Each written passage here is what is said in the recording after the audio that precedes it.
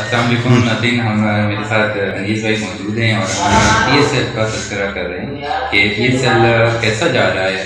तो मैं अनीस भाई से पूछना चाहूँगा कि PSL इस टाइम आप कैसा समझते हैं कि सर PSL माशाल्लाह बड़ा ज़बरदस्त जा रहा है। अभी तक जितने भी मैचेस हुए हैं मुझे बड़े कंटेदार मैचेस हुए हैं और स्पेशली लाहौर कदर के लिए बड़ा अपसेट हो रहा है कि वो पिछले 4 से 5 मैच मुसलसल जो है वो हार रही है। T20 के कैप्टन हैं शहीन हमारे पाकिस्तान के, तो बट उनकी अपनी लाहौर कदर जो है इस वक्त बड़ा लूज़ कर रही है। बट ये है कि अभी भी उनके 5 से 6 मैच बाकी हैं और विन करेंगे तो इंशाल्लाह 4 में वो आ सकते हैं। बाकी हमारे PSL में अभी तक जो नए लड़के जो हैं वो बड़ा अच्छा परफॉर्म कर रहे हैं।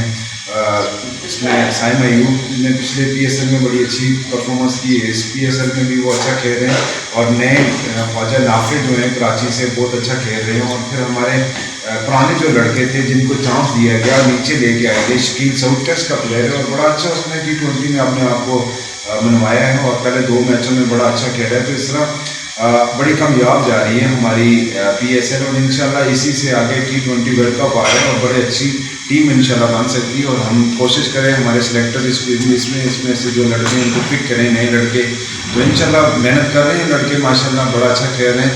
और पेशावर ज़ल्मी और कोयटा का आज का मैच जो है वो भी बड़ा दिलचस्प मैच है। अब पेशावर के लिए भी जीतना ज़रूरी होगा क्योंकि आगे अगर उन्होंने इवेंट में रहना है तो आज का मैच उनका जीतना बहुत ज़रूरी होगा। पेशावर और लाहौर कलंदर के लिए बड़ा टफ है इस इवेंट में इन देने के लिए, उनको ये सारे मैचेस जीतने ज़रूरी होंगे। ये भी अब तक की अपडेट ये है, इंशाल्लाह आप लोग हमारे साथ रहें तो इंशाल्लाह मज़ीद भी आपको PSL के हवाले से अपडेट करते रहेंगे।